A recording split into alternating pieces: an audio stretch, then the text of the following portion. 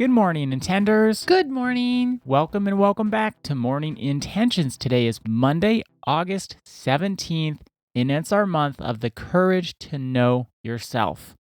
We all have courage. I'm just going to start Monday off on a roll. We all have courage somewhere inside of us. Maybe we express it naturally. Maybe we have to go looking for it.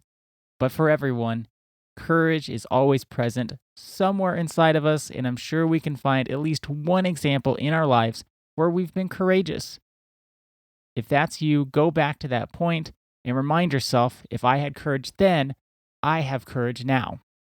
As you might recall, from last Friday, we mentioned that this week, at least to start out, we want to focus on shadow work.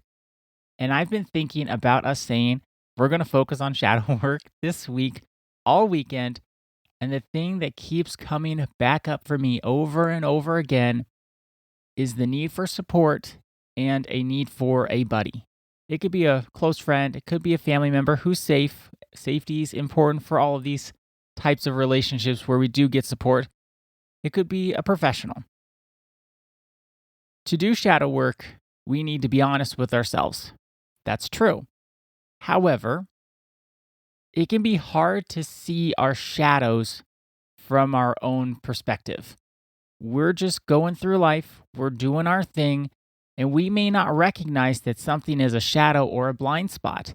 It may take a third-party observer, someone not involved in these situations, to look at it and say, okay, hold on.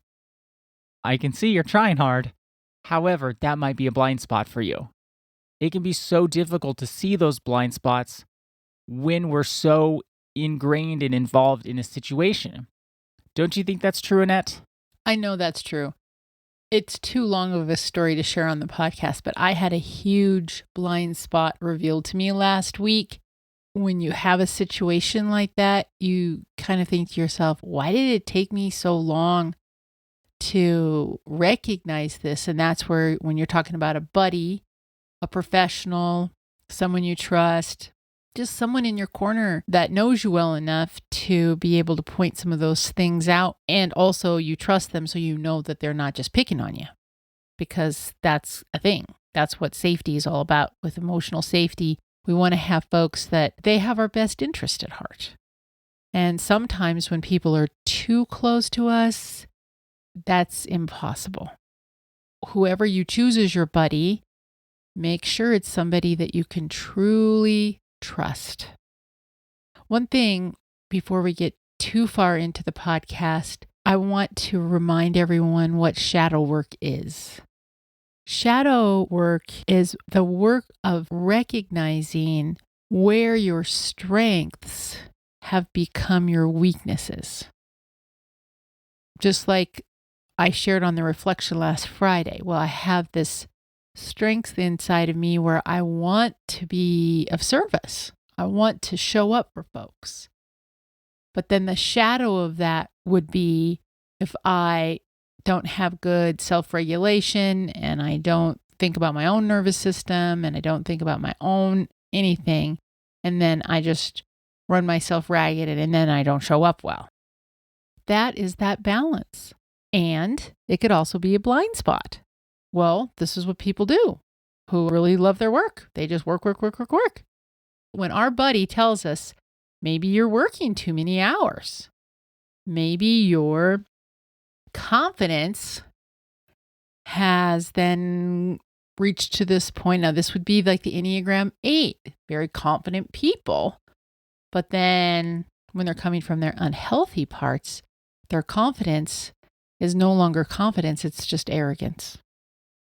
There's some folks that are just kind and sweet and loving. But then the shadow of that is they neglect themselves. Some of us try to be extremely responsible. But then the shadow is we become very controlling. Some folks are Enneagram 9, peacemaker. Peace is extremely important. But then the shadow of that is avoidance. Just go into themselves and they don't interact and they resent when they do have to interact. So that's what we mean by shadow. It's when our strengths become our weaknesses. With shadow work, we're blind to it until we aren't. You are so right, Annette. And just think of what you're sharing. You talked about confidence, kindness, responsibility, and peace, especially being a peacemaker, keeping the peace in a family or a workplace. All of those at their best are a wonderful gift to ourselves, to others, and to the world. We need people who are confident. We need people who are kind and responsible and value peace. However, as you're sharing, our strengths become our weaknesses.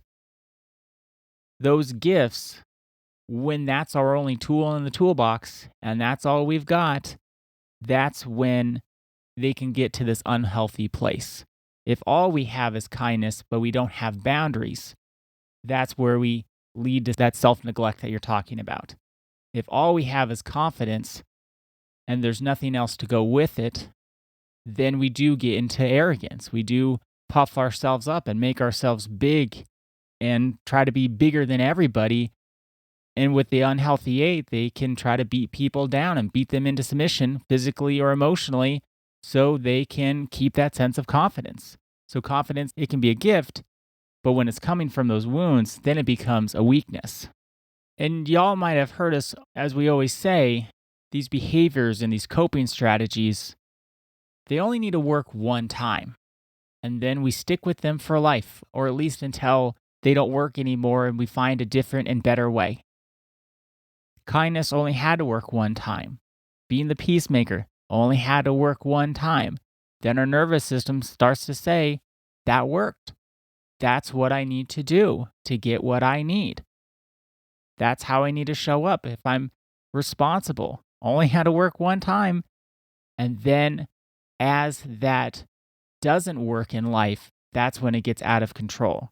If we're always responsible, from the first time we chose responsibility, every subsequent time we can become more and more responsible for everybody around us taking on their responsibilities, and that's when it can bleed into control. I wanted to say that because these shadows, these blind spots, can be very well-meaning. It doesn't mean, as Annette was sharing last Friday, that we're bad people or we've done something wrong. It's that the coping strategies and the way we've learned to interact with life, our habits, they've gotten to this point where they're actually hurting us and the people around us rather than helping us. They can start it as helping, they can start it as well-meaning, but they're not working for us as they should or as they have had in the past. I also think we're influenced by our culture too. What I'm referring to is the strength of achievement. Like that's celebrated, right? And everyone's trying to do this and trying to do that. And working long hours is celebrated. Working and missing holidays and all that is, oh, they're working. And that can be celebrated in a culture, but then it becomes a weakness because you become a workaholic. You're striving for this achievement, and you then lose your boundaries. It becomes a blind spot. That typically is the Enneagram 3, but I think we live in an Enneagram 3 society. We have to think about the influences of our culture as well.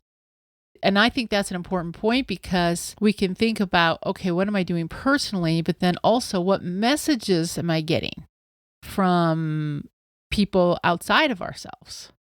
And that's what I love about the Enneagram, because the Enneagram helps us on our journey inward so that we can shut off the voices of our culture, people influencing us, and say, well, what's really true for me?